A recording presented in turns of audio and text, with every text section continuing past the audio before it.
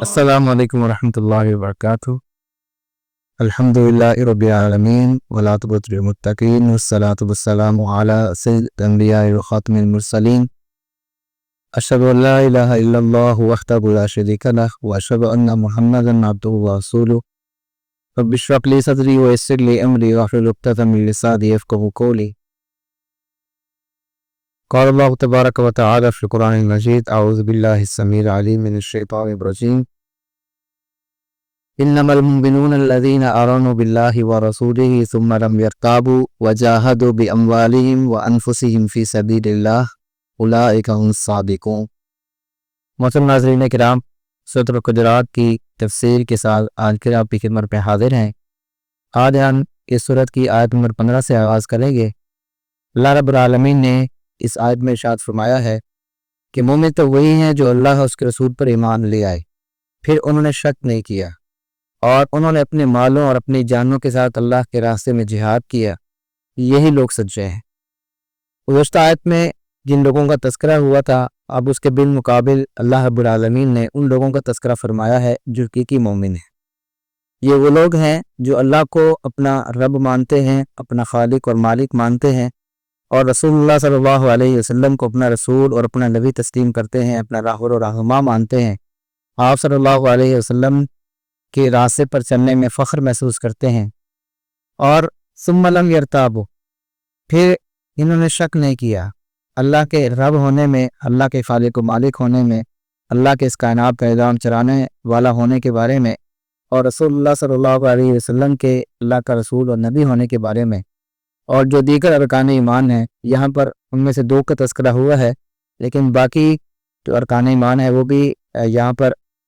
سمجھے جائیں گے کہ انہوں نے فرشتوں کو مانا، ان میں شک نہیں کیا، ان کے وجود میں اللہ کی کتابوں کو مانا، آخرت کو مانا اور تقدیر کو مانا۔ وجاہدوا باموالہم وانفسہم فی سبیل اللہ، اور نہ صرف مانا انہوں نے بلکہ اس کا اظہار بھی کیا اللہ کے راستے میں اپنے مال اور اپنی جان کے ذریعے جہاد کر کے۔ تو ایمان تبھی کامل ہوتا ہے جب دلی تصدیق ہو، زبان سے اقرار ہو اور عمل سے اظہار ہو، وگرنہ صرف اقرار کر لینا زبان سے کافی نہیں ہے۔ منافقین کے ایمان کی جو نفی کی ہے اللہ رب العالمین نے، وہ ما ہم بمؤمنین فرما کر، تو اسی وجہ سے ہے کہ ان کے زبان پر تو تھا کلمہ لیکن دل میں تصدیق نہیں تھی۔ یہودیوں کو بھی اللہ رب العالمین نے مومن تسلیم نہیں کیا، اسی وجہ سے کہ وہ دل سے تو مانتے تھے الذین آتیناہم الکتاب یعرفونہ کما یعرفون ابناءہم، پہچانتے تھے آپ صلی اللہ علیہ وسلم کو ایسے جیسے انسان اپنی اولاد کو پہچانتا ہے، لیکن زبان سے اقرار نہیں کرتے تھے، تو انہیں بھی مومن تسلیم نہیں کیا گیا۔ اور اسی طرح وہ لوگ جنہوں نے زبان سے اقرار اور دل سے ماننے کے بعد عمل کرنے سے انکار کیا، زکوٰۃ دینے سے انکار کیا، تو ابوبکر صدیق رضی اللہ تعالی عنہ نے ایسے لوگوں کے خلاف جہاد کر کے یہ ثابت کر دیا کہ یہ لوگ بھی مومن نہیں ہیں۔ تو یہ آیت بتاتی ہے کہ ایمان اسی وقت کامل ہوگا جب زبان سے اقرار کے ساتھ دل سے تصدیق ہوگی اور عمل سے اظہار ہوگا۔ اللہ رب العالمین نے یہاں پر ایمان کی دو شرائط بیان فرمائی ہیں، ایک ظاہری شرط ہے اور ایک باطنی شرط ہے۔ ظاہری شرط یہ ہے کہ آپ ایمان لے کر جب آئیں تو پھر اللہ کے راستے میں جہاد، چاہے وہ مال کے ذریعے ہو چاہے وہ جان کے ذریعے ہو، یہ ہونا چاہیے۔ اور دوسری شرط یہ ہے کہ ایمان اس وقت کامل سمجھا جائے گا جب شک نہ ہو، ثم لم یرتابوا، پھر انہوں نے شک نہیں کیا، کیونکہ جب شک آ جائے تو پھر انسان اس شک میں جب پڑتا ہے تو ایک شک سے دوسرے شک کی طرف اس کو حل کرنے کی کوشش نہیں کرتا، تو وہ مزید شکوک و شبہات کو جنم دیتے ہیں، اور اسی طرح چلتے چلتے اس حد تک پہنچ جاتا ہے کہ انسان ایمان سے خارج ہو جاتا ہے۔ تو اس لیے نبی کریم علیہ السلام نے ہمیں یہ بات سمجھائی ہے کہ جب بھی شیطان کی طرف سے کوئی وسوسہ آئے تو اس کا بر وقت علاج کیا جائے۔ اور قرآن مجید میں بھی ہم دیکھتے ہیں کہ اللہ رب العالمین نے آخری صورت کے اندر قل اعوذ برب الناس ملک الناس الہ الناس من شر الوسواس الخناس، یہ فرما کر یہ سمجھا دیا ہے کہ اللہ رب العالمین کی پناہ مانگنی چاہیے بندے کو، اس رب کی، اس اللہ کی جو تمام لوگوں کا رب ہے، تمام لوگوں کا بادشاہ ہے، تمام لوگوں کا معبود ہے۔ من شر الوسواس الخناس، اس وسوسہ ڈالنے والے کے شر سے جو وسوسہ ڈال کر کھسک جاتا ہے، پیچھے ہو جاتا ہے اور انسان کو اس وسوسے کے اندر ڈبو دیتا ہے، اور پھر انسان اس کے اندر جب پڑ جاتا ہے تو پھر آہستہ آہستہ ایمان سے خالی ہو جاتا ہے۔ نبی کریم صلی اللہ علیہ وسلم نے فرمایا کہ بسا اوقات شیطان تمہارے پاس آتا ہے اور تمہیں اللہ کے بارے میں گمراہ کرنے کی کوشش کرتا ہے۔ وہ بات یہاں سے شروع کرتا ہے کہ یہ فلاں چیز کس نے بنائی ہے۔ انسان کہتا ہے کہ فلاں چیز فلاں انسان نے بنائی ہے، پھر وہ انسان کے بارے میں اس کو بات ڈالتا ہے کہ تمہیں کس نے بنایا، تو انسان یہ کہتا ہے کہ مجھے اللہ نے بنایا، تو پھر وہ اس کے دل میں وسوسہ ڈالتا ہے کہ پھر اللہ کو کس نے بنایا۔ اور اس نے فرماتے ہیں جب یہاں تک معاملہ آئے تو پھر اعوذ باللہ من الشیطان الرجیم پڑھ کر شیطان کو بھگا دیا کر، کیونکہ اللہ رب العالمین تو خالق ہے، وہ الخالق ہے، وہ ہر چیز کو پیدا کرنے والا ہے، وہ پیدا کردہ نہیں ہے کسی کا۔ اللہ کے سوا جتنی بھی چیزیں ہیں وہ ساری کی ساری پیدا کردہ ہیں، وہ ساری مخلوقات ہیں۔ تو اللہ رب العالمین کے حوالے سے، اللہ کے رسول صلی اللہ علیہ وسلم کے حوالے سے کسی قسم کے شک میں مبتلا نہیں ہونا چاہیے، اور اپنے ایمان کو مضبوط رکھنا چاہیے، اور یقین اپنے اندر پیدا کرنا چاہیے کہ اس کائنات کا خالق و مالک وہی ہے اور وہ اکیلا ہے، اسی نے سب کچھ پیدا کیا ہے۔ یہ یقین کیسے پیدا ہو سکتا ہے کہ انسان اللہ کی مخلوقات پر غور و فکر کرے، ہر مخلوق اسے بتائے گی کہ اس کا کوئی پیدا کرنے والا ہے، اور پیدا کرنے والا وہ ہے جو علم رکھتا ہے، جو قدرت رکھتا ہے، جو ہر چیز کو جاننے والا ہے۔ مثال کے طور پر آپ اپنے آپ کو دیکھ لیں، میں اپنے آپ کو دیکھوں، میرا ایک ظاہری وجود ہے، پھر اس کے اندر ایک جسم کے اندر ایک روح ہے، پھر اتنے سسٹمز ہیں ہمارے جسم کے اندر، ہر سسٹم کا اپنا اپنا کام ہے، اور یہ اچھے طریقے سے چل رہے ہیں، تو ان کو کون چلا رہا ہے؟ اللہ رب العالمین چلا رہا ہے۔ اسی طرح انسان دیگر مخلوقات کے ذریعے اللہ تعالیٰ نے فرمایا افلا ينظرون الى الابل کیف خلقت، کیا لوگ اونٹ کو نہیں دیکھتے اس کو کیسے پیدا کیا؟ وَإِلَى السَّمَاءِ كَيْفَ رُفِعَتْ، آسمان کو کیسے بلند کیا، زمین کو کیسے ہموار کیا، اور پہاڑوں کو کیسے زمین میں نصب کر دیا اللہ تعالیٰ نے۔ یہ ساری چیزیں اللہ رب العالمین کی وحدانیت پر دلیل ہیں، اور انسان کو یقین دلاتی ہیں کہ اس کائنات کا خالق و مالک ہے وہ اللہ ہے، اور اسی اکیلے نے سب کو بنایا ہے، اس کے ساتھ اس کا کوئی شریک نہیں ہے۔ اسی طرح انسان جو شریعت اسلامیہ ہے اس پر غور و فکر کرے تو یہ غور و فکر بھی اسے اسی نتیجے تک پہنچاتا ہے کہ اللہ رب العالمین اس کائنات کا خالق و مالک ہے، اور یہ جو دین ہے یہ اللہ کی طرف سے نازل ہوا، کیونکہ یہ بڑا ایک بیلنس دین ہے، معتدل دین ہے، متوازن دین ہے۔ اس میں انسان کی فطرت کی جو خامیاں ہو سکتی تھی، جو اس کے اندر کمی کوتاہی ہو سکتی، سب چیز کا لحاظ رکھا گیا ہے۔ ابھی ہم اس ماہ مقدس سے گزر رہے ہیں، ہم نے روزہ رکھا ہوا ہے، تو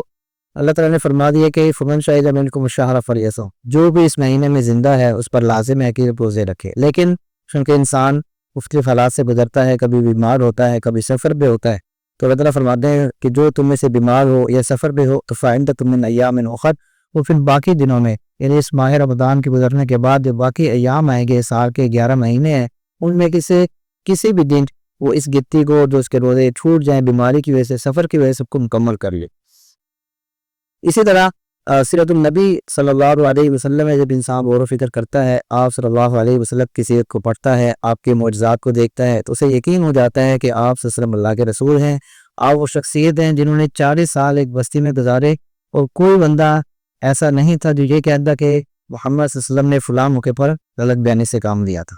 ما دربنا علیہ کا کتبہ، سب نے بیعت زبان کہا کہ ہم نے تو کبھی آپ پر جھوٹ کا تجربہ ہی نہیں کیا، آپ جب بھی بولتے ہیں سچ بولتے ہیں۔ تو نبی کریم صلی اللہ علیہ وسلم نے جس طریقے سے اس دین کو پہنچایا، اس کے لیے تکلیفیں برداشت کی، آزمائشیں آئیں، مشکلات آئیں، لوگوں نے مختلف قسم کے نام رکھے، لیکن آپ صلی اللہ علیہ وسلم ڈٹے رہے اور اللہ کا پیغام پہنچاتے رہے، اور اسی کی برکت سے آج ہم بھی مسلمان ہیں اور اللہ تعالیٰ کا نام لیتے ہیں، اللہ کے رسول کا نام لیتے ہیں۔ تو یہ چیزیں بھی بتاتی ہیں کہ اللہ تعالیٰ موجود ہیں، اس نے رسول صلی اللہ علیہ وسلم کو اپنا رسول بنا کر بھیجا، اور یہ دین ہمارا اسلام یہ اللہ کی طرف سے بھیجا ہوا دین ہے۔ اسی طرح اگر کسی شخص کی ذہن میں کوئی غلط خیال آ جائے تو اس کو چاہیے کہ وہ اللہ رب العالمین کا ذکر کرے، استغفر اللہ کہہ کر، الحمدللہ کہہ کر، اللہ اکبر کہہ کر، سبحان اللہ کہہ کر، مختلف کلمات نبی کریم صلی اللہ علیہ وسلم کی زبان اقدس سے نکلے ہوئے ہیں اذکار کے طور پر، ہمیں ان کو اپنی زبان کا حصہ بنانا چاہیے، اپنی زبان کو ان چیزوں سے تب رکھنا چاہیے تاکہ رسول اللہ صلی اللہ علیہ وسلم کی سنت کے قریب ترین ہوں، اور ہمارا جو یقین ہے، ہمارا جو ایمان ہے، وہ پختہ سے پختہ تر ہوتا جلد ہے۔ اگلی آیت میں اللہ رب العالمین ارشاد فرماتے ہیں قُلْ أَتُعَلِّمُونَ اللَّهَ بِدِینِکُم، وہ لوگ جن کا تذکرہ گزشتہ آیت میں ہوا تھا، جو یہ کہہ رہے تھے کہ ہم مسلمان، ہم مومن بن گئے ہیں، تو انہیں اللہ فرماتے ہیں کیا تم اللہ تعالیٰ کو اپنے دین کے بارے میں بتانا چاہتے ہو؟ واللہ یعلم ما فی السماوات و ما فی الارض، حالانکہ اللہ تو وہ ذات ہے جو زمین و آسمان میں جو چیز موجود ہے سب کو جاننے والی۔ واللہ بکل شیء علیم، اللہ تعالیٰ ہر چیز کو خوب جانتا ہے۔ اس آیت میں آپ غور کیجئے، چھوٹی سی آیت ہے لیکن 3 مرتبہ اللہ تعالیٰ نے اپنا نام لیا ہے، قُلْ أَتُعَلِّمُونَ اللَّهَ بِدِینِکُم وَاللَّهُ يَعْلَمُ مَا فِي السَّمَاوَاتِ وَمَا فِي الْأَرْضِ وَاللَّهُ بِكُلِّ شَيْءٍ عَلِيمٌ۔ تو اللہ کو بتانا چاہتے ہو، اللہ کو سکھانا چاہتے ہو، وہ اللہ جس نے تمہیں پیدا کیا ہے، جو سب سے بڑا ہے، جو ہر قسم کے عیب اور نقص سے پاک ہے، جو ہر چیز کو جانتا ہے، جو ہر چیز پر قدرت رکھتا ہے، اس کو بتانا چاہتے ہو۔ تو یہ انداز یعنی ان لوگوں کا جو اختیار کیا، انہوں نے اللہ رب العالمین کو بالکل بھی پسند نہیں آیا۔ اور آگے اللہ فرماتے ہیں یمنون علیک ان اسلموا، یہ لوگ آپ صلی اللہ علیہ وسلم پر احسان جتلاتے ہیں کہ مسلمان ہو گئے۔ کیوں احسان جتلاتے تھے؟ مفادات کے لیے، کہ ہم بھی کچھ ہیں، ہم نے بھی آپ کا ساتھ دیا ہے، ہم آپ کے پیچھے کھڑے ہیں۔ تو جس طرح ہمارے ہاں بھی لوگ احسان جتلاتے ہیں مختلف سیاسی پارٹیوں کے لیڈروں کے پاس جا کر، ہم نے تو آپ کا یہ کام کیا، یہ کام کیا، مفادات چاہتے ہیں۔ تو اسی طرح ان لوگوں نے بھی مفادات نکالنے کے لیے نبی کریم صلی اللہ علیہ وسلم کے سامنے اس بات کا اظہار کیا کہ جی ہم مسلمان ہو گئے۔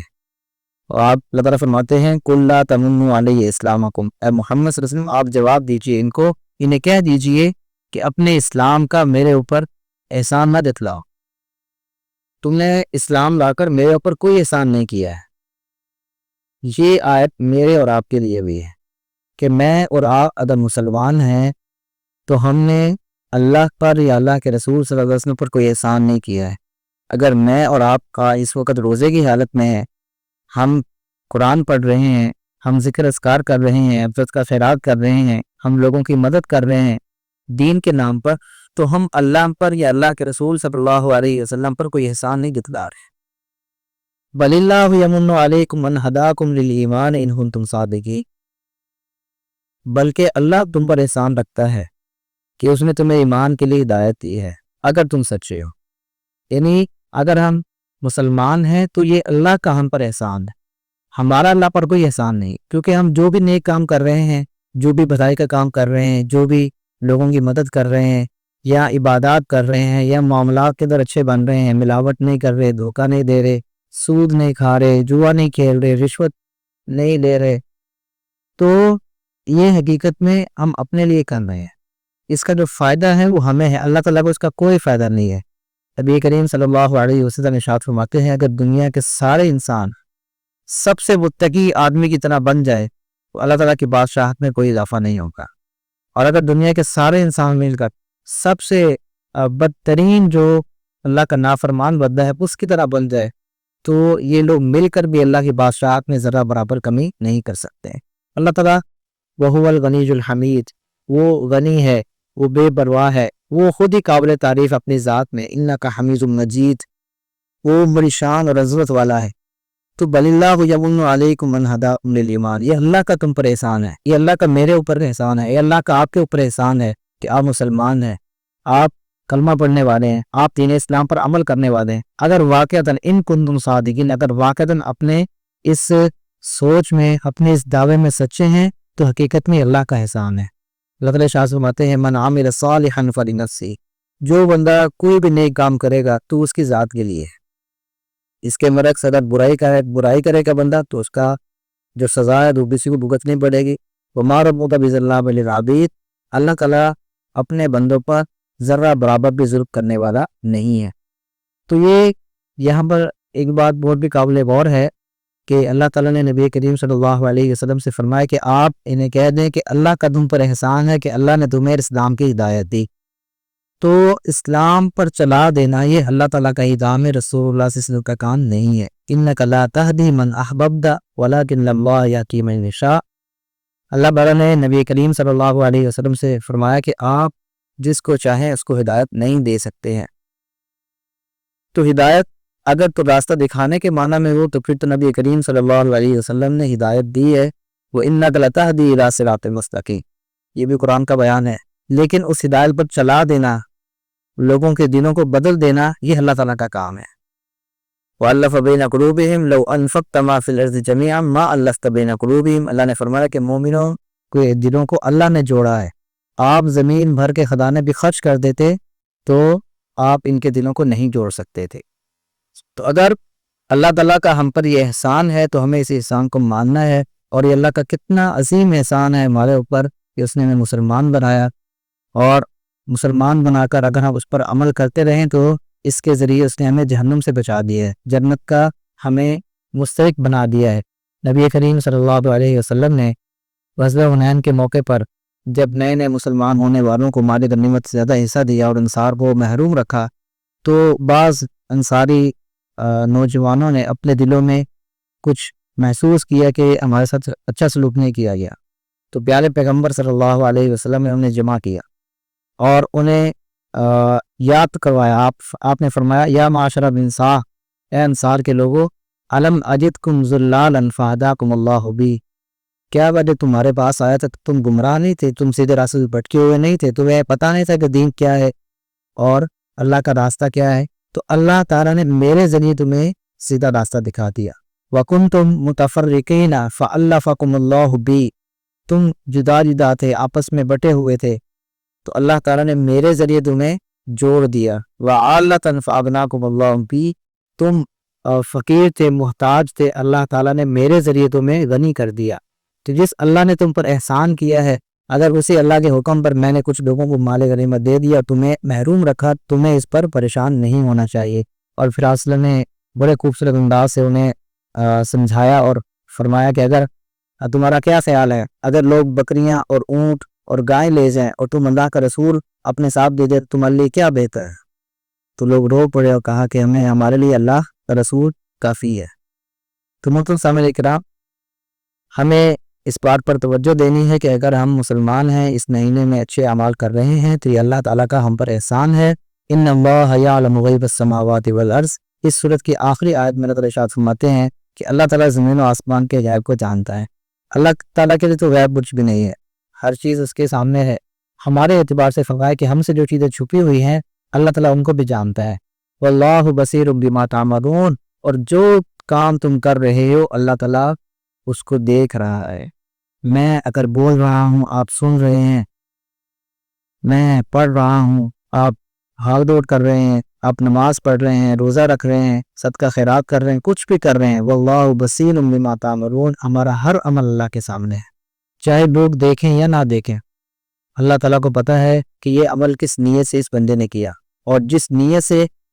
काम किया जाएगा उसी के मुताबिक इंसान को जज़ा मिलेगी। इन्नमल आमालु बिन्नियात, आमाल का दारोमदार नीयतों पर है। अल्लाह रब्बुल आलमीन से दुआ है अल्लाह ताला मुझे और आपको अपनी नीयतों को खालिस करने की, अपने अमाल को सिर्फ़ और सिर्फ अल्लाह रब्बुल आलमीन को राज़ी करने के लिए करने वाला बना दे। इसके साथ ही इस सूरत की तफसीर मुकम्मल हुई। इंशाअल्लाह अगली एपिसोड में हम सूरह यासीन की तफसीर का आगाज़ करेंगे। अल्लाह रब्बुल आलमीन हमें इस्लाम पर अमल करने की तौफीक अता फरमाए। व आखिर दावाना अल्हम्दुलिल्लाहि रब्बिल आलमीन।